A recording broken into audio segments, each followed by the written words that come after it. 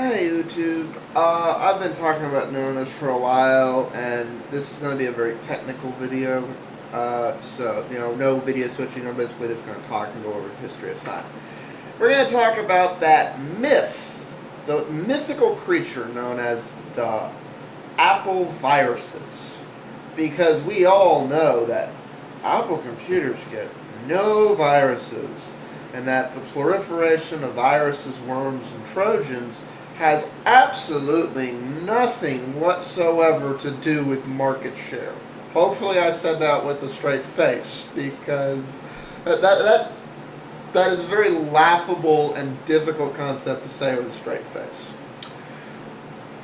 If you ever get a Mac fanboy who's going, we don't get viruses. Viruses have absolutely nothing to do with market share, and it's like we have millions of users as opposed to your billions of users, so it is too worth their time to write viruses for us. They just can't do it.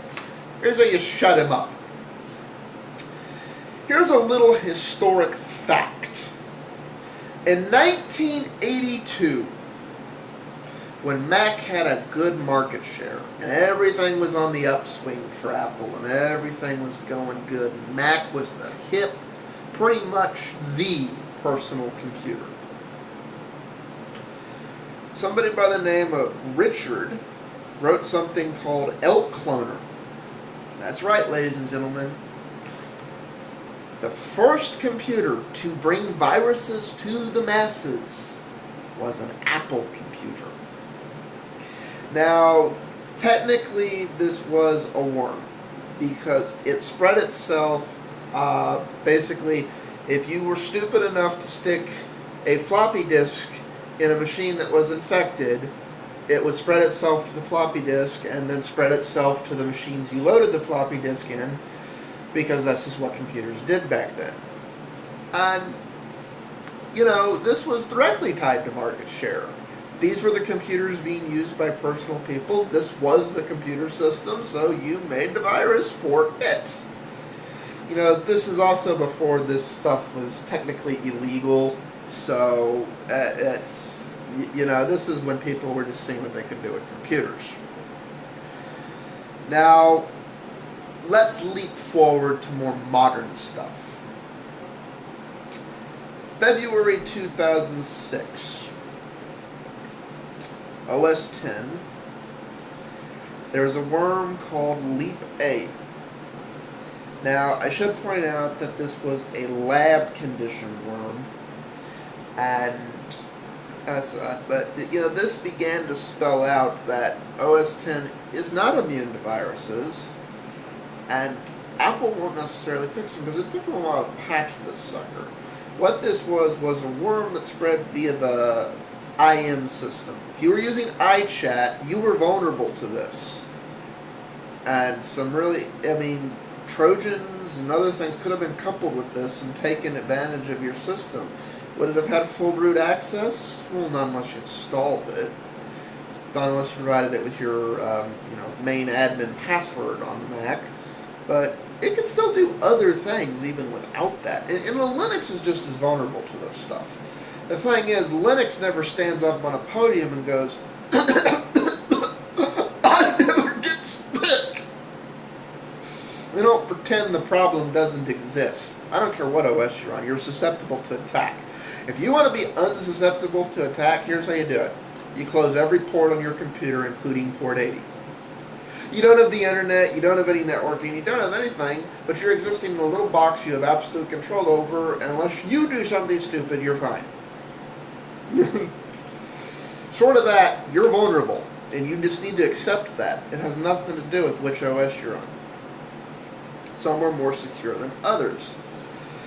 February 2006 was a bumper year because there was another virus called the Enquanta A, which was a Java-based worm that exploited vulnerabilities in Tiger. There are actually active variants of this. Now, Mac fanboys want to go, well, most of the Mac, if they'll even admit that Mac viruses exist, they'll stand up on this little podium and go, well, 9 out of 10 of our viruses are variants on a virus, so we really only have less than 5. Well, that's true. There are thousands of viruses for Windows. Here's the thing. At the end of the day, it only takes one. And, you know, variants are actually how viruses keep living. You know, I can't count the number of Win32 variants I've come across on Windows systems. Just when you squash one, another 12 sprout up. And, you know, if Mac ever gets that kind of market share, all the viruses they're susceptible to, you know, they'll be variant A, B, C, D, 42. There'll be dozens and dozens of variants on them, too. Here's the thing. Most virus writers are little script kiddies. They don't go write a new virus from scratch. They find a virus that's worked in the past. They modify it so that the patch or scan that catches and keeps it from working can't identify it anymore, and release their new toy. That's the vast majority of viruses on any operating system.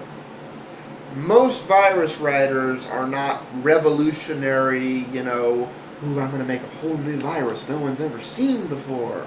No, they take somebody else's virus and they modify it, and then they remodify it, and remodify, and remodify, and remodify, and remodify. This is how viruses work and proliferate. There are dozens and dozens of variations. You know, there's still blaster variations running around. They're not assigned.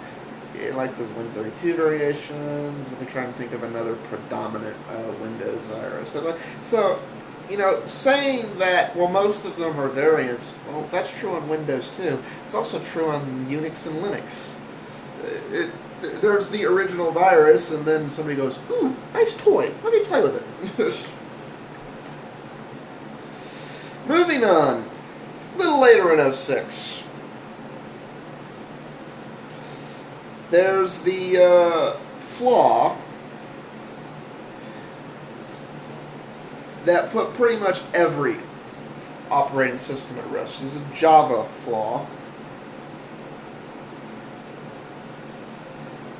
And PCs or Windows patched this. Linux eventually patched it too. Mac, on the other hand, didn't really fully patch them till the next year. And another Trojan, and as a result, Mac users were subjected to a Trojan.